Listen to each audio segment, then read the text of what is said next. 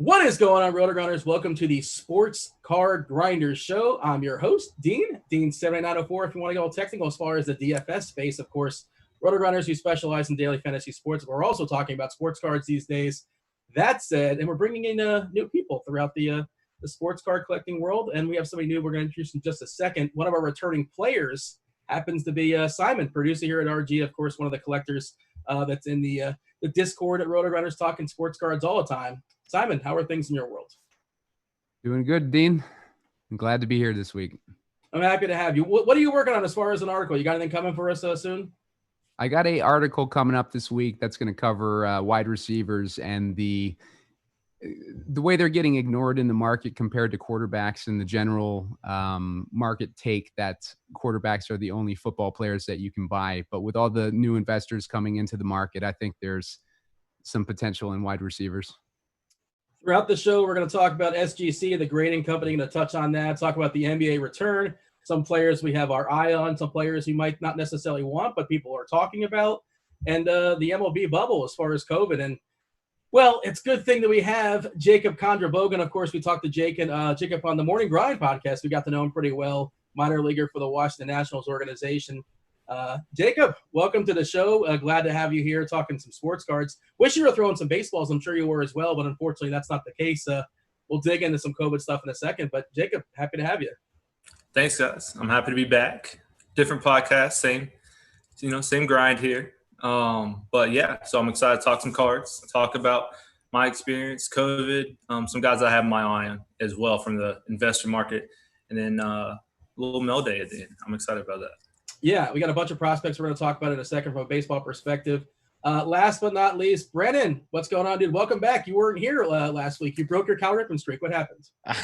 I know. I had family in town, and if I'm going to do sports cards as much as I do, I gotta throw the wife a bone and give her a full week of just rest and relaxation. So I'm back and ready to go. We're going to talk about the market mover tool over at SCI, sportscardinvestor.com. Of course, you guys know if you watch our show all the time, we talk about the promo code. You get 20% off if you use the promo code GRINDERS, GRINDERS, at sportscardinvestor.com. Your first payment, I believe you can do that monthly or a year, depending on. We also want to mention that Sports Card Investor, they have a virtual card convention that starts tomorrow. Now, I'm saying tomorrow. I don't know when you guys are watching it. It starts tomorrow, Wednesday, July 29th, 8 p.m. Eastern. It's on Sports Card Investors' YouTube channel, featuring $20,000 worth of giveaways, including 2 boxes of National Treasure basketball. Dealers, breakers, special guests from all around the country will be joining live. Go to sportscardinvestor.com. Click on the virtual 2020 in the main menu bar. Just register there for free.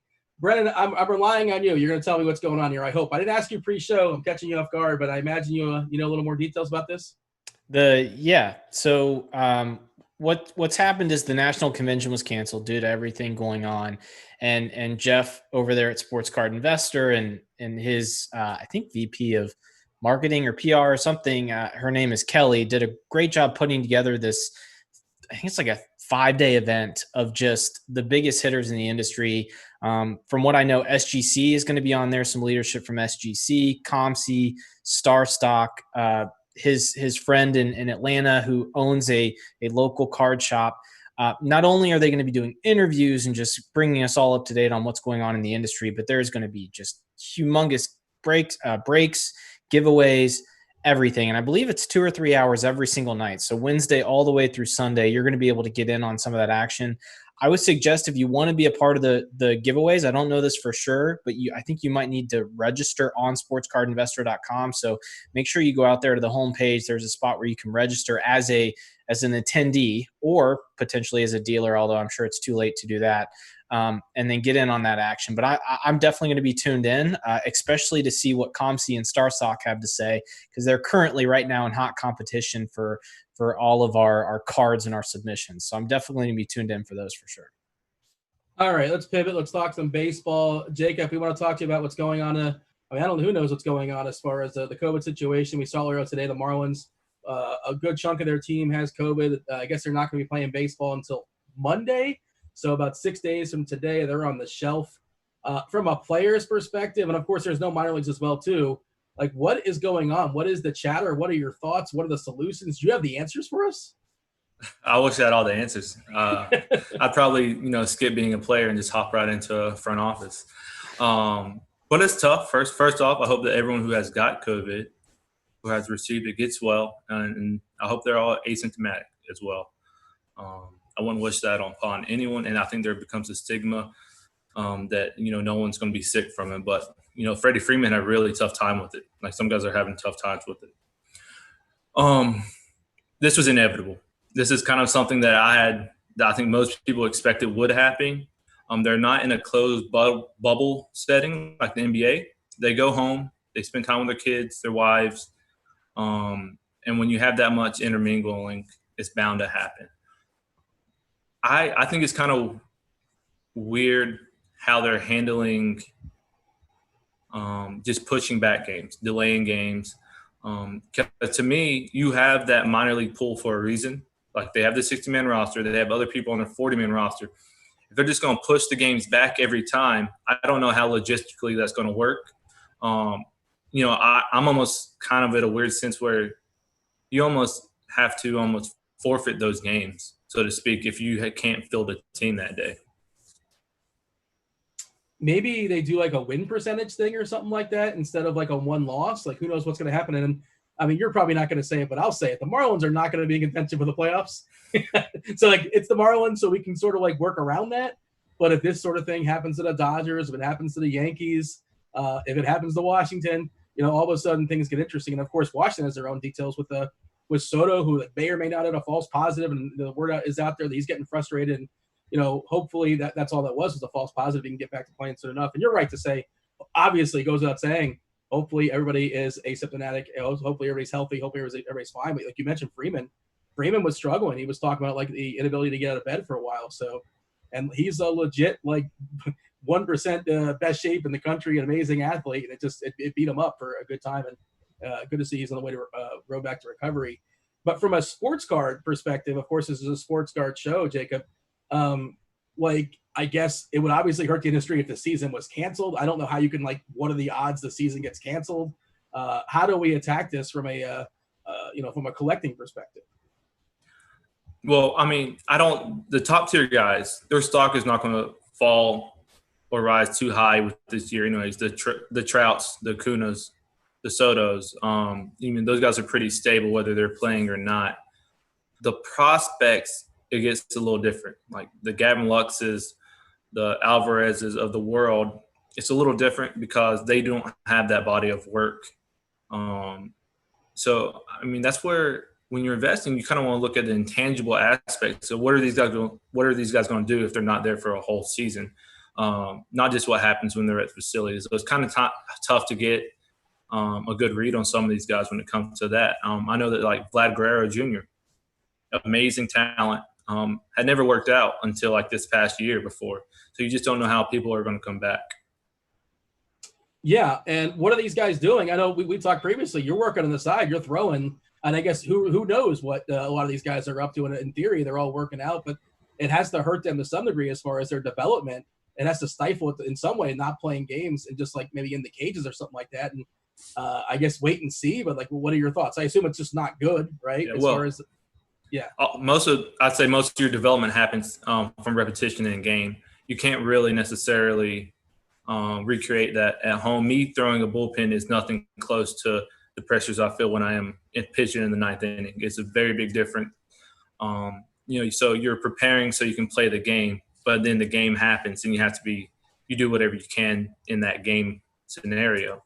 And this is where I think we're going to start seeing a really big gap between the teams that get it and the teams that don't when it comes to development. What teams are going to make sure that they can help their guys when they're gone, what about the other teams who don't talk to their players for a month? Who is going to I don't want to go into different teams that are great at it or poor at it. You hear things, you just don't want to say anything necessarily. Exactly. We all have friends. I have friends in every organization. I played in the fall league. I've played with a lot of these guys. Some do a better job than others. I'll just put it that way, with making sure that the players, while they're at home, have the tools to be successful and still to continue to grow. But you can't beat game repetition. Let's talk about some prospects that you have your eye on. And I know Simon, our producer, asked throw some names his way, and he did say kind of let's not necessarily talk about the ones that everybody knows about, like the Wander Francos, like Mackenzie Gore, Joe Adell, Nate Pearson, Bobby Witt. So you dug a little bit deeper. I want to throw some names your way, and I want you to tell me why I should have my eye on them. And Simon, we're going to talk to you in a second too. I believe you're going to screen share with the Market Mover tool as far as these guys' cards that are out there as well. Batting first, Jacob, we're going to be talking about Jeremiah Jackson. Why should I be interested in Jeremiah Jackson? Jeremiah Jackson, he's 20 years old for the Angels. I think he's rising. He's not a top 100 prospect. And I think maybe one of these guys that I have on this list is a top 100 guy. But he has power he has power up the middle. Shortstop, second base, he has a ton of power. And I think that's something that hopefully will continue to translate. I think he hit 23 bombs in 60 games-ish last year. So, I mean, anyone with power up the middle, definitely at that age, is someone you should keep your eye on. Second round pick, number 4 prospect in the Angels organization for what it's worth. Simon, talk to me about Jeremiah Jackson. What are his cards going for these days? Yeah, we're looking at his 2018 Bowman Chrome. I believe that's a first prospect card. It's going for about $25 right now for a PSA 10, which is a good price, especially with a PSA 10 graded card. You got to figure you're paying $20 or so to get the card graded itself. So anytime you can find a PSA 10 graded card in the $20 range, you're getting a card with little downside. And if he has the potential that Jacob talks about, then I think you're getting a pretty good price on this card if you can get it in that $25 range. Yeah, Jacob, I should have mentioned. Go ahead, Simon. I'm sorry. Oh, yeah. No, we're looking at recent sales at 25, 2307, 2307, 1899, 1537. So there's a lot of good low risk upside to that card, I think. Yeah, I was going to say, like, Jacob, I didn't mention it, but you're a card collector as well, too. And is it weird having the cards of players that you play against? Well, we'll get into, I guess, part of my mail day at the end. But for my personal collection, I collect my friends, people I play with. Not really as much people I play against, but that's what I collect specifically. My wife even gets into it. And that's kind of part of my mail day, as you guys will see later. But playing against guys, I mean, it's a mindset. So I have the same mindset whether I'm playing against Joe Blow in AA or if I'm facing Acuna in the box. It's a little different. And I think that comes from the reliever mindset. But I think obviously I have my own card, and that was probably the coolest part of all of it. Have you faced Jeremiah Jackson? And if so, how did that work out for you? No. So he's on the younger side. He's in the lower part of the minor league. He's still making his way up. But I would feel pretty good about my chances, in all honesty. Talk to me about MJ Melendez. MJ Melendez, second rounder. I played with MJ. Second, he has great pedigree. His dad, I believe, is the head coach at FIU.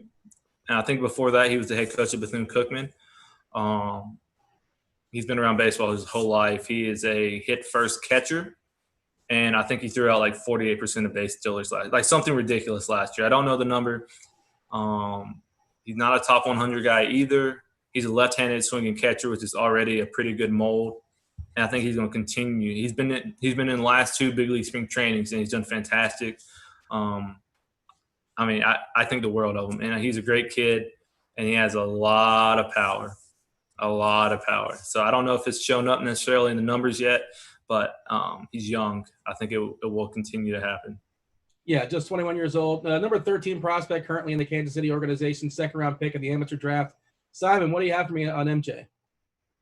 This is another good one. It's another PSA 10 graded Bowman Chrome first prospect card under around the $20 price range. You can get it for one sold for $26.69 recently, $24. One for $16.57. Those are autographed cards too, by the way. The one that sold for $26 looks like a purple chrome Bowman refractor card. So it's good prices on those ones too, especially the PSA 10 graded cards.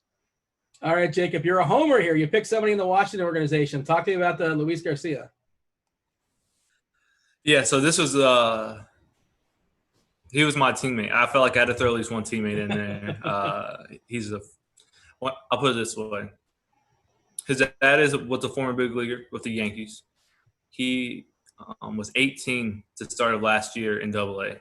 And that's just really all you need to know. He is a top 100 guy, but he is not, I don't think his cards are necessarily that highly priced. I think he's a good value, definitely since he's still a top 100 guy. Good intangibles. I think he's going to start turning into like a little Juan Soto with the swings. They're going to be very similar. If you go look, there's probably some videos on Twitter and stuff of them side by side, and he's made some good adjustments in the offseason. And there's a lot to excite you. Definitely coming from a shortstop, and he's a fantastic glove first, great arm shortstop as well. And I've spent a lot of time with him. He's a fantastic kid. He just turned 20 as well, so he would have been in triple. I mean, he's right there on the cusp as well, Double-A, Triple-A, big leagues. So he's next up. As far as the Nats goes, and definitely in probably the second base position for them since Trey Turner's kind of got that locked down. Is there a chance we might see him come up later this season, or you don't know? Is that possible or not? He's just turned 20, obviously, so that's rare that happens. It's all circumstantial. Not sure. I can't really speak on that one. You're getting me excited, though. I was doing a little research on him, too, and he was born in New York. I think it was Brooklyn, and he went to the DR when he was like 3, and then he was signed as a 16-year-old as an international free agent. Talk to me about Luis Garcia there, Simon. Yeah, this is a pretty decent one too. You can see his 2018 Bowman Chrome autograph card. It's going for $76. A little more pricey than the ones that we looked at previously. But if I'm going for a card like this, I might try to get one of these more rare orange refractor cards out of 25. That sold recently on the 22nd for $51. So if you're looking at auctions and stuff like that, you might be able to get better prices than some of the fixed prices. But yeah, if you can get it in that $50 or less range, that seems like a pretty good deal. Looks like some of them sold previously for $150 for the 2018 Bowman Chrome autograph PSA 10, and for the Blue Mojo that went for about $115 recently. So prices are kind of all over the place, but you can get a general idea of the price range that you want to target if you look at the market movers tools.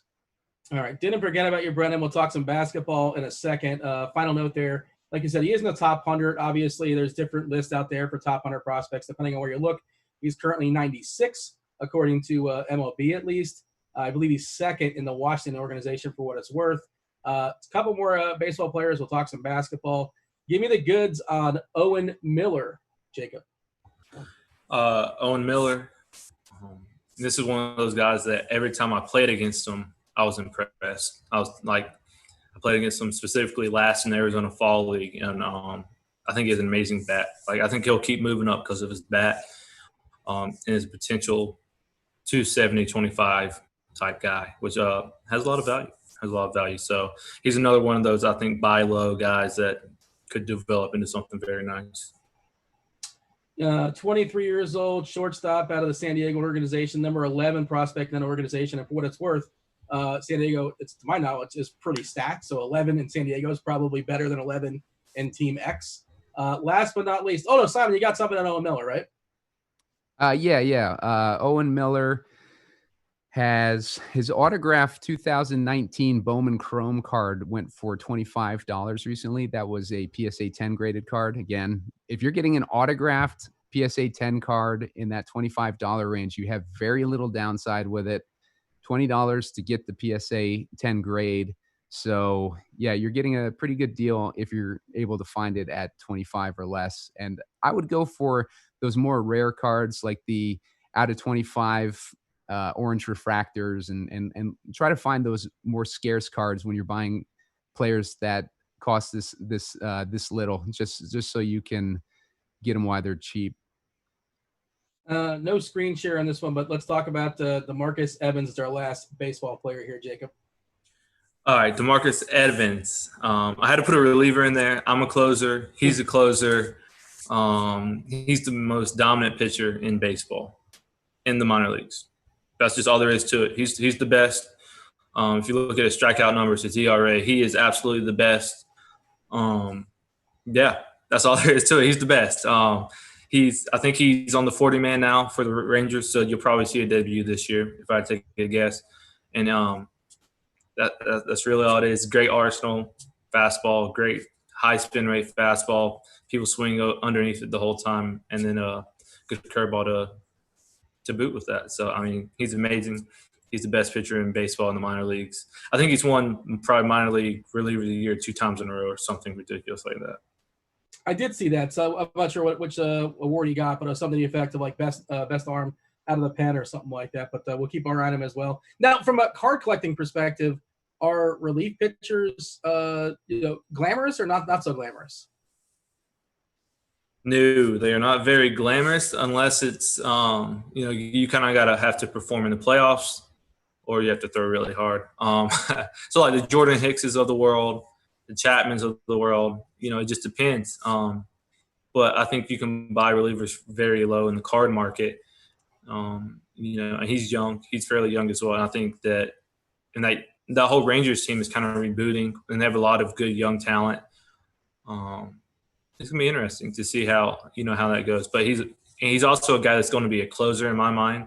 He's not going to be a 6th inning, 7th inning guy. He's going to pitch at the end of games. If not right away, then very soon once he gets to the big leagues. Brandon, you're still with us, right? I'm here. Took a little bit of a nap, and I'm ready to go. Let's talk some basketball. Let's talk the All right. bubble. It appears to be working for the most part, with the exception of a few visits to the Gentlemen's Club. Yeah, no, absolutely. Other than Lou Williams' trip to Atlanta, it's gone pretty well. And to be honest with you, the NBA didn't overreact. They put him in a 10-day quarantine, and to be honest with you, I think that's good. It shows that they've got control of their process. No one's going to have control of this virus, obviously, but they're doing really good things. And I would encourage everyone, if they haven't, to check out YouTube. There's a lot of good behind the scenes in the bubble content. 2 that I've been following pretty closely are Matisse Thybulle and Troy Brown Jr. And so you can kind of see what that process and what their routines look like. But quite honestly, if they continue to have this kind of success, there's a very good chance we get to the finish line, which I think is all we really want is to see everyone stay healthy, and for us to have a championship trophy held up at the end of the season, because that'll at least be for a couple of hours a night a small slice of normal in what has become a very chaotic time right now. Yeah, I'm going to talk about some players we like specifically. But I do want to note, Williams is going to miss the first 2 games for the Clippers. And this is kind of a good segue into a previous conversation that we had about New Orleans. And I've been hyping up New Orleans. They're going to make the playoffs. They're plus 300 in Vegas, if you're in that kind of thing. I like them winning that 8th spot. And Lou Williams is going to miss. I mean, he's not the most important player in that team, obviously, but it's just one of the 8 tough games that New Orleans has. Their toughest game is the second game of 8 against the Clippers. They will be without Williams.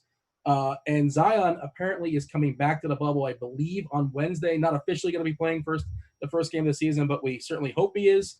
It seems like everything is good with his family, which is great to hear as well. He left the bubble for a family emergency. I know Shams reported that there was some kind of leg injury to some extent, but I don't know how serious that is. As of right now, I'm assuming Zion is a go. So we're excited about that, Brennan, right?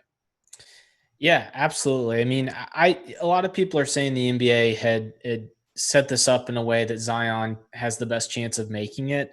The Pelicans had an easy schedule down the road anyways. So I think what they've done is made it pretty fair. And let's be honest with you, Zion's the fun one to talk about, but that race between Damian Lillard and the healthy Blazers, and then the Memphis Grizzlies with their new coach, Taylor Jenkins, and just Ja and his confidence with, Jaren Jackson back and healthy. No matter what happens, that 8-game stretch for those 3 or 4 teams, I chose to leave the Kings out, even though I am a fan of De'Aaron Fox and them. I think their time is coming in another season. But I think the Blazers, Grizzlies, Pelicans race, no matter how it ends up, is going to be a really fun thing to watch, because I don't know how seriously the teams that are locked into the playoffs are going to take it. We've seen Denver, and we'll talk about Bol Bol in a second, run out 5 bigs in these these scrimmages. So I'm definitely paying attention to the Pelicans, the Grizzlies, and the Blazers, because I think that is going to be a really exciting thing to watch. And I think from a card perspective, Damian Lillard, Zion, Brandon Ingram, Lonzo Ball, Ja Morant, these guys are going to benefit. And then, of course, whoever wins is going to benefit from getting most likely swept in the first round by LeBron James. Yeah, I mean, the Eastern Conference, there's no race at all. 7 is Brooklyn with 30 wins. Orlando's got 30 wins in the 8th spot. And then the only other team there is Washington, who's 6 games back, and they're without their best players, and they just don't care, and those guys probably don't want to be there. And I think they just invited they invited Phoenix, I think, because they invited Washington. They basically had the same sort of with Phoenix has no shot. You didn't mention them, but of course they're lurking as well, too, as also the Spurs. That's the only thing that's up for grabs. The 7th spot, Dallas, has 8 games up on Memphis, and it's basically one of the 3 teams, Memphis, Portland, and New Orleans. I suppose you can say Sacramento. It's a lack of respect, but I'm not going to say them either. Jacob, who gets that 8th spot there in the West? I know it's not I guess it's an overarching sports card conversation, because if Zion makes it, New Orleans makes it, it certainly helps his cards. And the people want to see it. The NBA wants to see Zion versus LeBron. Is it going to be New Orleans, or is it another team? I like the Trailblazers. A healthy Trailblazers team is just scary. And Dame Lillard in these kind of situations tends to stand out more than others. That's kind of my thought. But man, wouldn't be upset about the Grizzlies getting in there for as far as television goes. Yeah, and Portland, by the way, lost and everything. I don't know if people were talking about it. They're getting 2 bigs back. And Nurkic is back, and I believe Collins is back as well too. And also they got skinny Carmelo. Have you guys seen Carmelo? He looks different. Good for him. Okay. You mentioned Brennan. You want to talk about Bull and all the excitement, and Twitter went nuts because Denver's just screwing around these exhibition games. Nobody cares, and they ran. I think they ran Jokic at the point, right? They started with 5 bigs, and Bull is very, very easy to root for. Old people like myself remember his father. They remember him. He was chucking threes and having a good time back in the day. And even from celebrity boxing against William the Fridge Perry, that was a disaster. Do not watch that on YouTube. I'm sure it's available. Unwatchable. Talk to me about Bull, and I guess people were excited about it, but we probably shouldn't be. Yeah, I think that I think we should be excited by the progress of a young prospect, but to see his cards, I think almost double, if not double overnight, was probably an overreaction. And just to put into context how seriously these teams are taking it, here's the starting lineup from the first game for Denver. Nikola Jokic, point guard. Jeremy Grant, power forward / center, shooting guard. Bull, small forward. Bull played small forward. Paul Millsap, power forward. Mason Plumlee, center. So obviously no Jamal Murray, no Gary Harris, no Torrey Craig, no Will Barton, no Monty Morris. I mean, the list goes on and on. Bull is going to have a very hard time breaking the rotation. Here's why people got excited. He had 16 points in his first game, 10 rebounds, 6 blocks. And he was 2 of 8 from 3. So people saw the 2 threes go in and were super excited.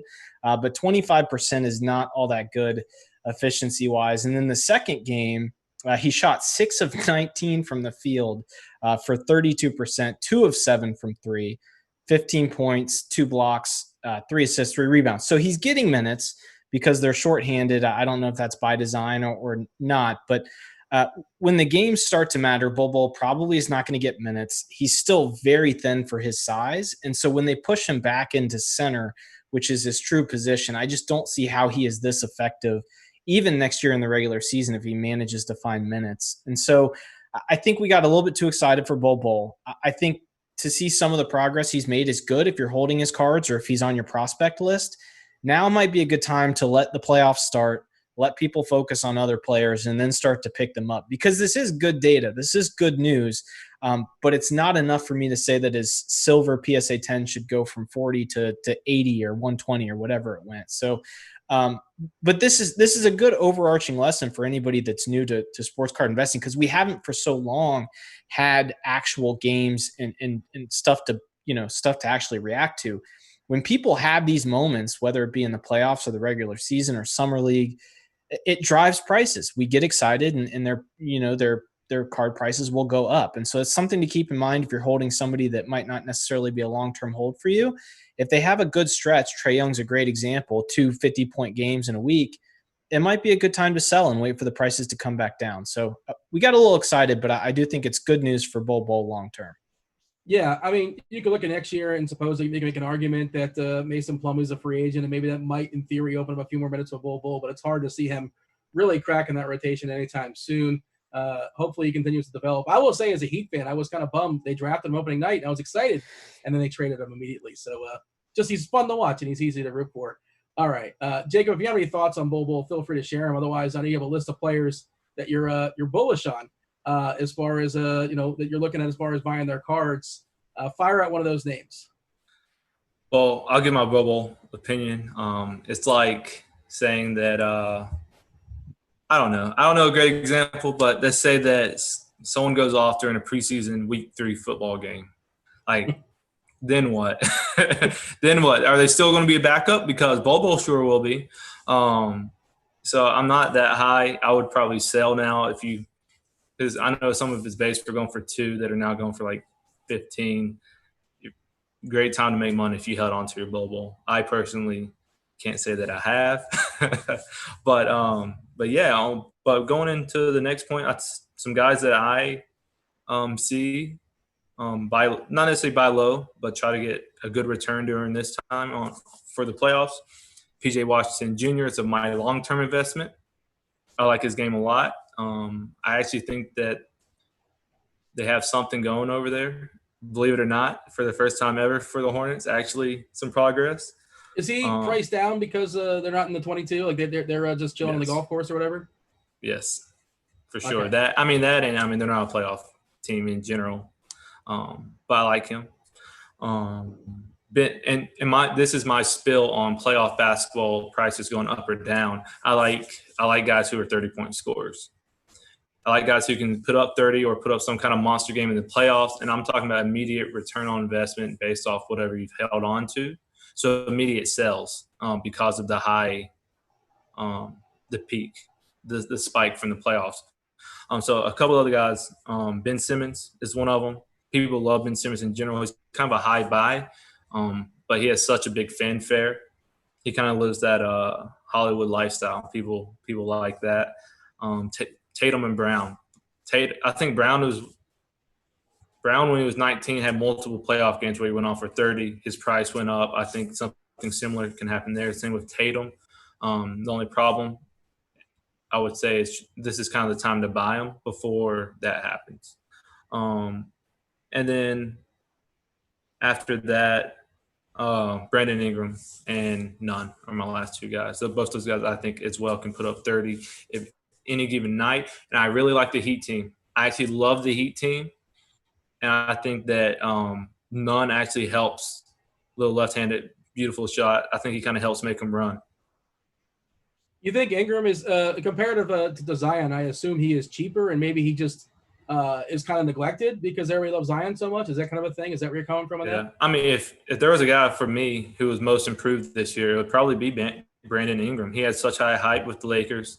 Never could score. People were worried about him kind of like Bobo being too thin. But with this hungry Pelicans team, he's been fantastic as far as scoring the basketball, doing the things he needs to do to help them go. I'm a big fan. I think Brandon Ingram's will do very well in during this bubble time. Yeah, it's something that I've said. I'm sure a lot of people are upset about Brandon Ingram. If you squint really, really hard and you catch him on the right night, he looks like Kevin Durant, right? He counts like Kevin Durant out there. He definitely shows those glimpses for sure. And Brennan, it's funny because Brennan's guy we're going to talk about in a second, who I think is going to be the real most improved player, which we'll talk about in a second. Actually, the guy that's going to be voted in. But Brennan, on previous shows, you've talked about your Celtics. So Jacob has just won you over, right? The Tatum and Brown love? Well, he must have done his research because my wife is from Kentucky and has converted me into the UK basketball world. And PJ Washington, if you guys didn't watch him at Kentucky, he stayed for his sophomore year. It was about the best thing he could have done. He completely reworked his shot. And this guy is a modern big. He can switch, he can shoot. So I love that pick long-term. And I agree. I think, I'm actually here in Charlotte. So I think that they've got something going. Their coach is from the Spurs coaching tree. And hopefully they'll build a better culture than we've had. And maybe Jordan will kind of take a more hands-off approach. But yeah, I love Tatum and Brown. I agree with him. And he said it in the baseball segment. You only get better in times like this with actual in-game repetition. Tatum and Brown are playoff proven. They're not going to come in here, even though they're both under the age of 22. They're not going to come in here scared. They've had experience in the playoffs, and that's the cornerstone for a competitive Celtics team to come. So yeah, he's winning me over with the PJ pick, the Tatum Brown pick, and of course you're a Heat fan, so you have to love the undrafted Kendrick Nunn love there for Miami Heat. Yeah, I'm sort of hot and cold with Nunn. He's fine. Yeah. I don't know. I'm not sold on him. He can be a thing. Oh, Golden State basically threw him away, right? He was like their 15th player, 16th player, and he was on that roster. And like, yeah, they couldn't make it work for whatever reason. And Miami picked him up, and yeah, he shined there for sure. But my thought for the Nunn is a future Sixth Man of the Year type player. That's my future on a very good team. Like a Lou Will, like a future Lou Will type. Yeah, I think he can come off the bench and score. I think he can. I mean, he's already scoring now with a bunch of shooters around him. But I think in the future, he's going to be like one of the starters on the second unit that really gets him going. We're not supposed to get too excited over exhibition season. We talked about that with Bull, but Brennan, are we excited? We saw Ben Simmons make a 3. We should care about that in theory, right? Maybe? Well, he's seeing a therapist too. So for anyone who thought this was all mental, he's now getting professional help for whatever has been blocking his 3-point development. Look, I never thought Ben Simmons needed a 3 to become a really great player in this league. Giannis just now is starting to shoot 3s. They're very similar. So it'll come. LeBron didn't shoot 3s early in his career. He got much better as time went on. So I really think it's just the fit in Philly that is messing with my value on Ben Simmons. I'm hoping to see his cards come down if they take an early exit, because I think he's a great long-term pick. He is a buzzy name right now because I think everybody's enamored with Joel Embiid and Ben Simmons. But I think long-term Ben Simmons is going to be just fine, even if he never shoots over 33% from 3.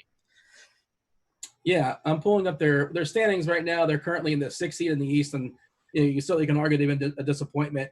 I would imagine, I don't know their schedule, the 8 games as opposed to Indiana, but Indiana, I think they're going to leap them, I suspect, especially with Sabonis. Is he going to be out for the whole deal? We don't really know just yet. I know he's got it's a plantar fasciitis. They call it a plantar fasciitis. They also call it like a bone bruise, but I think it's 2 different things.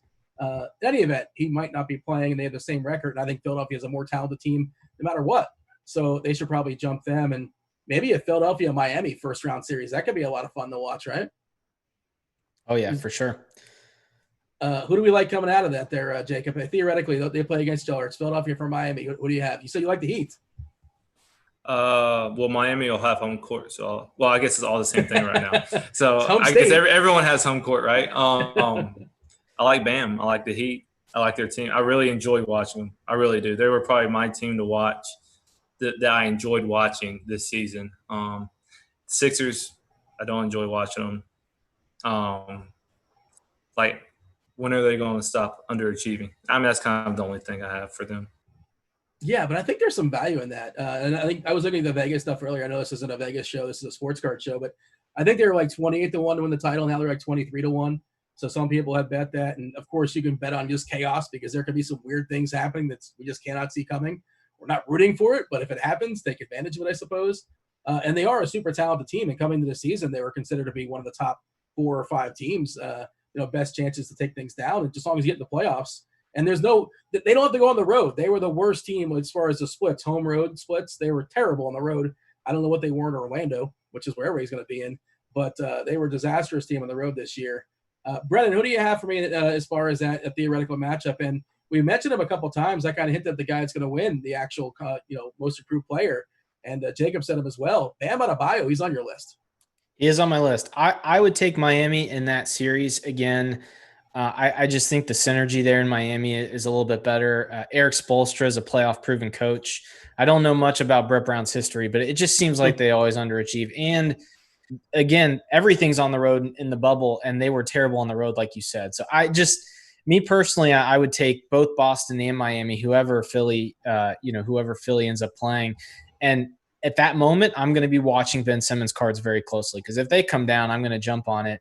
But somebody I'm buying now, and I'm trying to buy quickly because I think the secret will be out after the playoffs are over. It's Bam Adebayo. Another Kentucky homer pick, so I'll try not to put the rose-colored glasses on here. But the guy – so when Dwayne Wade comes out and says that he's going to be the cornerstone of the future, of the franchise for the future, when Jimmy Butler comes out and just sings praises about the kid's work ethic and his edge, when just the entire Heat organization are in love with a player who's producing like Bam, I just can't help but think to myself, a franchise cornerstone in the Eastern Conference, which is historically easier to play in the modern day, and a big man who can dunk on people and dime out 10 assists in a game. It's just, for me, it's a perfect storm for Bam and whoever comes to Miami, whether it be Giannis or a smaller name like Beal or Victor Oladipo. Bam is going to be that guy. And so for me, you want to get it now because I think Bam's coming out party is going to be very soon. And at that point, I'll probably still be buying, but you're not going to be getting them at the prices that you're getting him at. You're going to be getting him at prices probably a lot closer to Jason Tatum is right now. I imagine his prices will close on Jason Tatum by the beginning, if not the very early part next year. Yeah, man, I love Bam too. I'm not being critical here. I just love a big man in 2020 that bangs can make a three. I know he's working on his jumper. I want him to add that to his game, but everything else, like you said, he also handles the ball really well too for a big man too. He can play a little bit of point there for that Miami side. Talk to me about. This is where I imagine you're going for some value here. You talk about these guys on previous shows, at least Fultz, but now it looks like Jonathan Isaac is possibly going to play. Like they're saying he's in good shape. He actually played the last game and did pretty well. I don't have the box score in front of me, but he played like 7 minutes and scored 12 points and 6 rebounds or something like that. So he's back. He's on the floor. And to me, Jonathan Isaac's a bet on just a good kid who's got a great work ethic and who's on a team who I think is up and coming. Steve Clifford's a great coach. We saw what he did with Kemba Walker in Charlotte. And so I think he's going to do the same thing to Markelle Fultz. And so I'm kind of betting on Orlando being the next young team in the Eastern Conference. And people forget how good Markelle Fultz was coming out of Washington. And he had all of the drama that had transpired in Philly. It was just a bad organization. He had an undiagnosed injury. He's back now and he's shooting threes. And Jonathan Isaac is someone who defensively might be a defensive player of the year in his prime, is starting to develop offensively. So for me, these are two guys that are more prospect picks. They could potentially bust out next year, if not in the next couple of years. You said if you squint on the right day and you might see Kevin Durant with Brandon Ingram. For me, Isaac is going to be a very similar player to Durant because he's not a playmaker in a sense that he's going to dish out 5, 6, 7 assists a game. But if he can develop a shot, he's just so big that no one can guard his release point. And add on top of that, Kevin Durant's one of the best defensive players when he was in his prime. Isaac could be that as well. So Isaac to me is Isaac and Fultz both are a little bit riskier than a guy like Bam. But I think they could have huge returns, especially in the Eastern Conference, which is kind of starved for star power right now. All right, you guys heard it here first. The 2023 Eastern Conference Finals, the Charlotte Hornets versus the Orlando Magic. That's going to happen. That's the way I understood all that conversation. Jacob, feel free to give your thoughts as far as those Magic players. Is there some value in those cards? And if you want to give a thought on Bam Adebayo, feel free. Yeah, I'm right there with you. More so on Fultz than Isaac. I don't know if I have personally seen enough of him to really make a good opinion. I'll put it that way. But as far as Fultz, someone who, they said he had the yips. They gave him away for almost nothing, sent him down. They put him in a place where he can just work. There's no drama. They're not making the playoffs typically. He can just work, and Aaron Gordon's a hard worker. I think that's a team that can develop together, as Brendan was saying. And then Bam. Bam is your modern – well, one, the Heat do a great job of developing that position specifically over the years. Like Whiteside came out of nowhere as well and developed really well. But for me, Bam, he can do it all. You've seen games where he's taking the ball down the court. He's running the fast break. And you like that.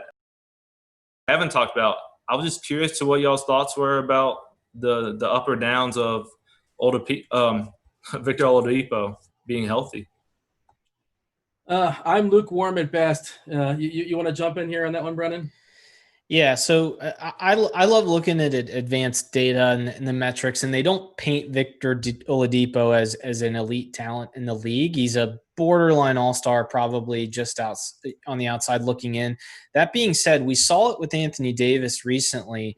If someone goes from a bad situation and moves into a better one, their prices are going to develop. So if he ends up as like a third or fourth player on a really good team, I think that could mask some of his, because he's been asked to be the guy in Indiana, and Orlando is just a terrible fit for him. And so, in the right situation, a team like Miami, or a team if he pairs up in Dallas or somewhere like that, I think you could see some short-term value in Oladipo. He's not somebody that I'd be willing to hold long-term, because I think at the end of the day, he's going to be somewhat forgettable once his career is over. But I think being in the middle of his prime, if he is healthy on a new team in a new situation, he's one of those guys you would hold for, 6, 12, 18 months and try to flip when everyone on YouTube and shows like this are talking about him. Because I think that time is coming for him. I think he's like 28.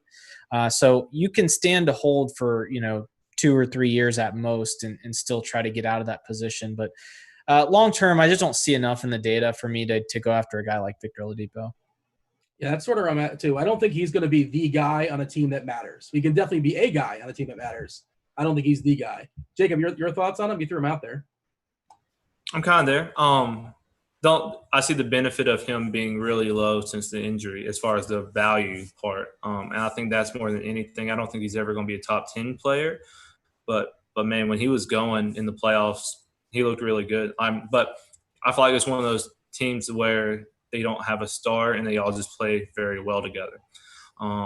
But to go back to Bam's on like one of the few teams where he doesn't have to shoot a three.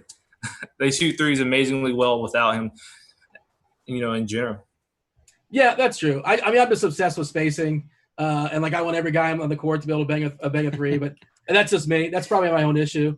I mean, even the Rockets, they'll roll out a guy that sometimes even they had Capella. They kicked him off the court. I guess they got rid of him because he can't hit a three. But they want, I want the 5 guys. They have that Del Morey sort of like, I want 3 is greater than 2. That's just sort of my attitude. Of course, you can go. What did Houston go, like 0 for 21 or 0 for 23 against the Clippers? That was absolutely brutal. But I get it. Like, you don't have to hit threes. And I appreciate he's at least trying. And guys like Andre Drummond is trying, not successfully, but hey, maybe they'll get there one day. One more guy before we move on. We're kind of up against the clock here, guys. Give me a concise thought here, Brennan, as far as Ja Morant. Just intangibles. The kid. So I've spent a lot of time watching the Memphis Grizzlies YouTube channel, and they have this series called Beyond the Grit. And this guy's already a coach on the floor. He's talking to guys. He's deciphering the defenses. When you've got a guy with that physical talent, that level of confidence and just edge on the floor, and that level of intellect as well, I don't know how you can pass up getting him as early as possible, because I just think Memphis has a good thing going, not only just with Jaren Jackson, but Ja Morant. But Tyus Jones is one of my favorite players in the NBA. And for Memphis to go out and get him at the price they did, it just shows the front office is firing on all cylinders. In my opinion, I'm trying to zag when everybody zigs. Everybody's focused on, Zion. I don't think it's out of the question that Ja has a better career. I just don't. I think Ja probably is a little bit safer. And at the level of discount you're getting with Ja Morant, I'm betting on this kid, till the end of his career. So I think there's special things ahead, and I'm trying to be in as early as possible. That's really all that's it at this point. Yeah, we talk about Ja. We talk about Zion in New Orleans, facing the Lakers, the prospect, and I keep talking about it, and I may or may not have American dollars on that situation happening. But as consolation, if it doesn't happen, we do get Ja versus the Lakers, or if not Ja, we get Lillard. So no matter what, it's gonna be a fun. We basically know the Lakers are gonna win, but it'll still be fun nonetheless. We do have to move on before we talk about SGC grading in a second. I wanted to get Simon. Simon, we're kind of crunch for time here a little bit, but fire off a couple NFL players you have your eye on. Yeah, well, I was looking for overlooked quarterbacks based on ADP in best ball. I started playing best ball the other day for the first time this season, and I noticed guys like Carson Wentz were kind of going later in drafts than you would expect them to in the past. And I started to look at Carson Wentz's chart, and as you can see, we got a screen share going on right now. His chart is straight up to the moon. So it's been on a steady rise, even though there hasn't been a lot of buzz around him or the Eagles or really anything about him that should cause that rise in price. So it got me thinking more about the wide receiver situation with NFL cards. NFL fans are going to want to buy NFL cards. And when you're seeing prices like these going way, way up on guys who aren't really doing anything, you're going to start to search for alternatives. And those alternatives, I think, could be wide receivers. And the wide receivers that I want to target are guys in their second year or young wide receivers who I can target their National Treasures RPA cards and high-end cards for cheap prices. Some names that I'm looking at are guys like Darius Slayton in the second year. He's in a big market. He's in a good situation with Daniel Jones. They had some chemistry last year. Terry McLaurin, obviously, he has some chemistry with his quarterback. He played with him in college, and he had more chemistry with I can't remember who was the starting quarterback at the beginning of the year for the Redskins last season, but he had some good chemistry with that quarterback. And when his former teammate took over, he didn't really gel too well with him. But I think this year, given enough time to get back on the same page, Terry McLaurin can have a pretty big season. Other guys that I'm targeting are younger players, not in their second year, but Calvin Ridley, DJ Shark, Deontay Johnson is in his second year. That's another second-year guy I'm targeting. But just those young wide receivers who you can probably get their National Treasures and high-end cards for super low prices now before those cards start going up when people get sick of chasing quarterbacks. All right, switching gears. SGC, the grading company. Brennan, what is the letter? Sure. So on July 24th, that was towards the end of last week, I believe. Friday.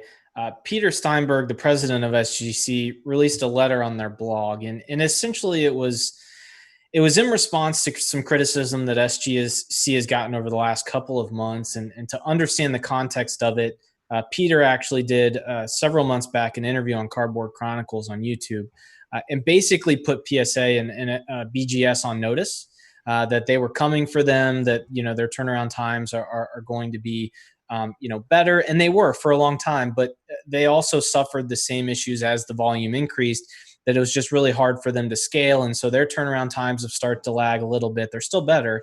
And so that has gotten the community a little bit upset. And this was in response to that. And you can go out and read it. I think it was a good letter overall. And I think it does explain to collectors and investors, why they're seeing these issues.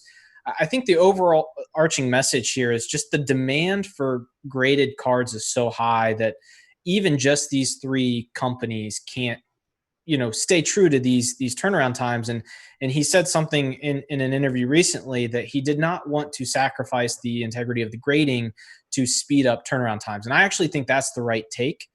So as long as the grades are still strong, I think we can all deal with these slower turnaround times. We were talking about it before the show. I think this is a classic case of over-promising and under-delivering, and that's always going to make people upset. But in my opinion, I think SGC recalibrating a little bit gives them a chance to potentially gain back some of that goodwill that they might have lost over the last few years. The biggest takeaway from the letter at the very end is they now have two services. One of them is I Can Wait. It's the regular $10 service, and it's essentially a soft 40 to 50 day turnaround, but that is going to expand and contract as they get more of the other level, which is $100 per card, and it is the Need Them Now level. So they've really only got two levels now. And my biggest issue with this is the Need Them. So if I need a card now, but it's not worth the $100 per card, I don't have a level there for me. So that's the one gap. There's very few cards that you can spend $100 on, get it graded, and still be out ahead, right? I mean, if we're all getting Kobe White rookies graded, we can't spend $100, even if we want them for next season to turn them around. So, we're seeing every company, SGC, PSA, and BGS, suffer from the increased volume. And I think once we get through all of this turbulence, we might be in a better space. So, I would recommend everybody just kind of, stay tuned. And flipping raw cards is not a bad idea. Just make sure that you're protecting them so that when people go to buy your raw cards, they're still in good potential and could be graded in the future. So, SGC suffering the same fate as PSA and BGS. And so now all three, it's a 3-man race, and we'll see kind of who wins at the end of all this. But at least they kind of broke their silence and were a little bit more transparent about what's going on behind the scenes. All right. I do want to ask you guys to like and subscribe. Much appreciate y'all watching this. Let us know in the comment section. Let us know your experience as far as you're getting your cards graded. Tell us about that in the comment section as well. Go to sportscardinvestor.com, click on the virtual 2020 in the main menu bar to register for free for, we have the big virtual card convention that's going down starting Wednesday, July 29th, 8 p.m. Eastern. Check it out on Sports Card Investors YouTube channel. If you guys have any thoughts on this, feel free to make them be concise, and you can give them as you talk about your mail day. We're going to go around the horn, and as you're doing that as well, get your plugs in. Tell the people where they can find you, what you're up to, what article you may have, what you're as far as YouTube, or if you have Instagram and all that good stuff. Simon, you are batting first. Yeah, you can find me at Yeti Boom Films on Twitter, or you can find me in the RG Sports Card Discord channel. My mail day is a bunch of these wide receivers that I was mentioning earlier. I have Calvin Ridley limited autograph rookie card, RPA card actually. I got a John Ross National Treasures RPA card, and I have this Deontay Johnson card with a nice patch. It's a 4 out of 5. I was kind of a dumbass with it. I didn't recognize that it wasn't an autograph card, and it doesn't have the rookie shield. So I was hypnotized by that patch, and I ended up buying the card, but it's still a nice looking card, and I hope to flip it one day. There you go. Jacob, you're next. I know earlier we showed your actual card. I'm not sure if we're showing it off again, or maybe potentially some of your teammates, and of course, tell the people where they can find you around the interwebs. First off, you guys can find me at on Twitter and Instagram. Just Google or search Jacob Condra. Other than that, my break page is j_j_breaks.com, which I do with a teammate. And then Cards for Kids is something we do where we take all the base cards and we donate them to kids. We go to my wife's school and we give them out in team bags. But for mail day today, I have 5 of my former teammates that I got in off of eBay or Twitter. Michael Taylor auto, Jackson Reitz auto, Eric Fetty, RPA, Daniel Lynch, auto, and then Sterling Sharp, he's healthy, but he hasn't made his debut yet, but he is on the big league roster right now for the Marlins. So hopefully he'll make that soon, and I'm super excited for him. Awesome. Thrilled to have you here, Jacob. Thank you for joining us. Last but not least, Brennan, do you have any of your former teammates' cards? Yeah. Me and Steph, back in our YMCA league, back in the day, we're tearing it up. Quite honestly, I was the splash. I'm a little upset with Klay Thompson because I was the original Splash Brother. But anyways, you can find me on Twitter and Instagram at the DFS Advisor. And we talked about on the last show that I was on, we talked about inserts, and what I got in the mail this week was one of my favorite inserts from this year.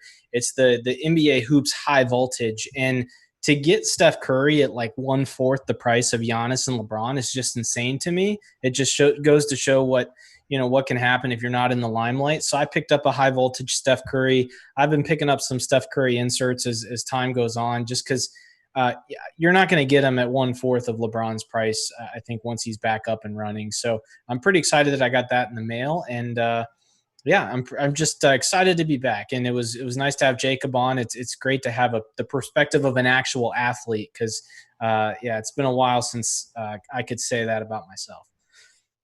Great time. Thanks everybody for joining me. That was for Simon, for Jacob, for Brennan. I was Dean. This was Sports Card Grinders. It was Sports Cards. We're out of here. Holler. Thank you.